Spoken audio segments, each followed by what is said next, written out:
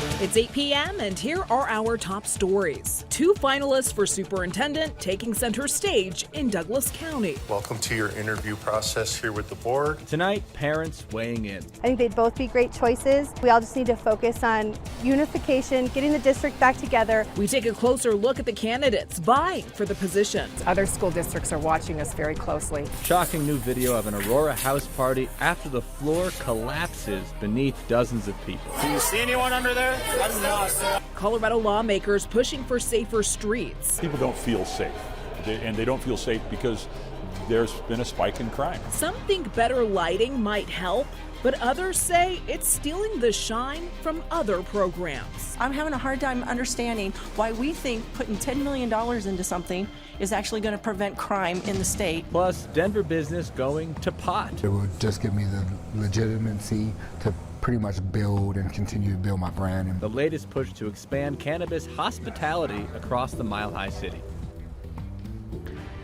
We begin with breaking news. Denver Fire confirming Ball Arena had to be evacuated tonight after a small fire at a Toby Mac concert. We're told a food warmer may have caught on fire. Yeah, and the concert was then canceled due to water from the sprinkler system. Obviously, that would not be ideal when there's a lot of electronics around. Thankfully, no injuries were reported, but Denver 7 will stay with the story to bring you updates. And the Douglas County School Board is moving quickly in their search for a new superintendent. Today, the board interviewed its 2 finalists for the district's next superintendent. Aaron Kane, the executive director for schools for American Academy, and Danny Windsor, the executive director of schools for the Parker region. Good evening and thank you for watching Denver 7 News on Local 3. I'm Jessica Porter. I'm Danny New. It's now been nearly 1 month since the newly conservative board voted to fire former superintendent Corey Wise, and today the school board brought both candidates forward in a public meeting. Denver 7's Ivan Rodriguez was there for those interviews where discussions put the divide among school board members on full display.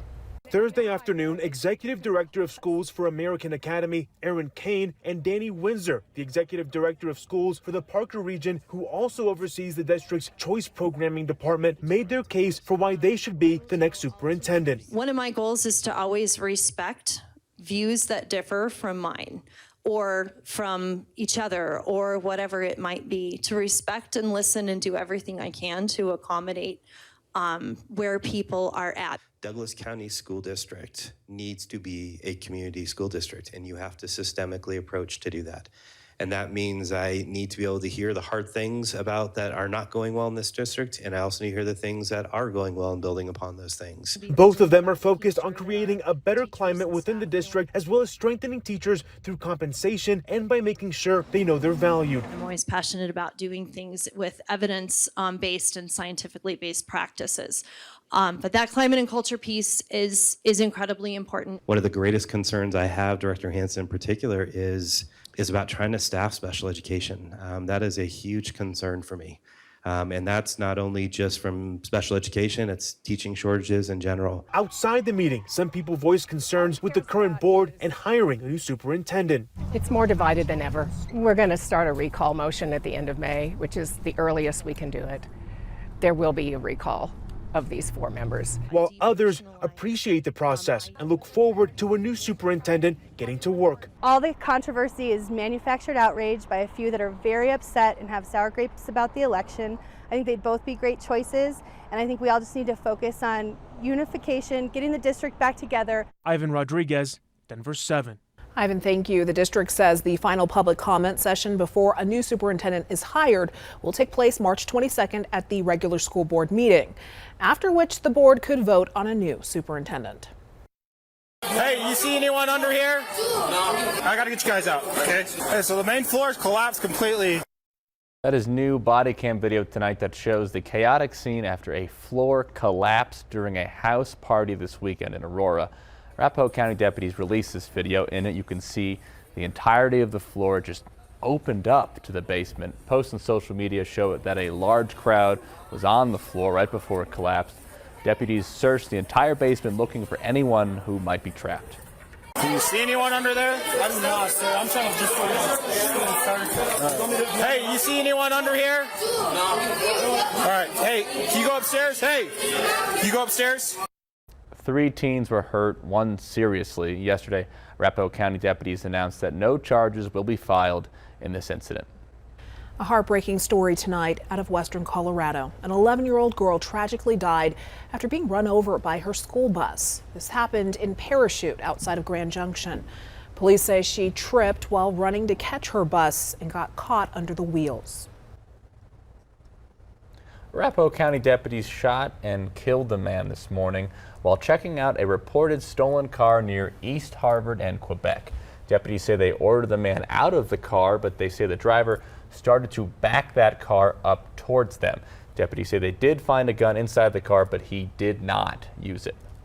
Both political parties are focused on reducing crime this legislative session. Some bills tackle big topics like addressing mental health and substance abuse. Others are looking at simple approaches. One idea is to add more lighting in some areas like parking lots and alleyways and hope that that might deter crime. Denver 7 political reporter Megan Lopez has more. We're here today to announce our plan to make Colorado safer. It was a press conference full of pomp, circumstance, and promises. And fund early intervention grants to prevent crime from happening in the first place. 3 weeks to the day after the governor and Democratic lawmakers unveiled their plan to reduce crime in the state. We're doing this with communities and local municipalities working together. One of their top priorities faced its first committee test. Senate Bill 1, also known as the Safer Streets Bill, offers $10 million in grants to local governments to help with crime prevention through street design. Things like graffiti removal, sidewalk and sign improvements, and trash collection. Also, if you work in an area where you have to go to rapid transit, we want to make sure that those routes that people get there are safer.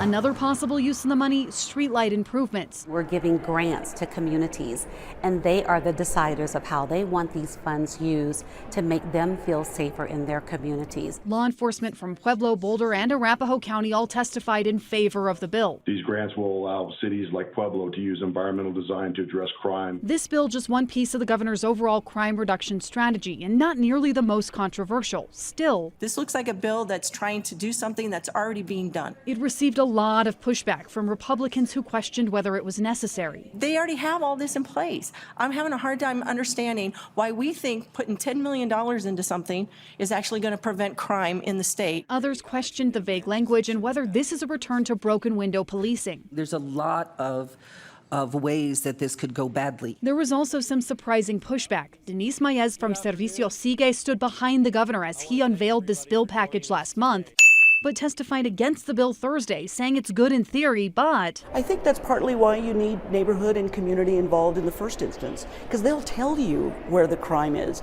how it's happening, why it's happening. And the bill doesn't require that. She also wants guarantees that the money won't be used for policing or code enforcement, which I think will disproportionately impact communities of color. Nevertheless, it passed committee and moves on in the legislature. Megan Lopez, Denver 7. Now to the latest out of Europe. The largest nuclear power plant in Ukraine is on fire, and the nation's foreign minister is desperate to get Russia to stop raining explosives on the site. The minister tweeted the Russian army is firing from all sides at the power plant, and an explosion could be potentially 10 times larger than Chernobyl. He called the fire a threat to world security and said there are casualties, but details cannot be determined yet. This horrific event unfolding following a conversation between Russian President Vladimir Putin and French President Emmanuel Macron earlier, in which Macron warned that, quote, we should expect the worst is yet to come. Also today, Russian Foreign Minister Sergei Lavrov threatened a third world war involving NATO and Russia would be nuclear. Over the next week, 2 Denver businesses will have hearings to try and get a marijuana hospitality license that would give them the opportunity to allow patrons to smoke weed inside of designated lounges. Denver 7's Veronica Acosta explains how these businesses plan to operate if they are granted those licenses. The Patterson Inn and Tetra Lounge, those are 2 of the 3 spots that are scheduled for hearings to potentially get their marijuana hospitality licenses. And if those are granted, that could mean a spot like the Patterson Inn would be able to have guests overnight that would also be able to use the 420 Denver. That's the lounge where people would be able to smoke weed. Over at Tetra Lounge, it's a bit of a different concept. The business would open as a standalone cannabis consumption space. People would be able to go into the Rhino Lounge and smoke weed with each other. Both Chris Chiari, who owns the Patterson Inn, and Dwayne Benjamin, who owns Tetra Lounge, say this is an opportunity to move the cannabis business forward. And my goal is to pair 4-star hospitality with one of the most unique and exciting amenities in America with a licensed adult 21 plus controlled space cannabis consumption lounge. It's going to be the biggest growing component within the cannabis industry over the next couple of years here in Colorado. So if these businesses are granted those marijuana hospitality licenses, people wouldn't be able to buy marijuana there. They would have to buy it somewhere else and then take it to these lounges. Patterson Inn has its hearing on Friday at 9 a.m., whereas Tetra Lounge has its hearing scheduled for March 11th. In Denver, I'm Veronica Acosta, Denver 7. Coming up on Denver 7 News at 8.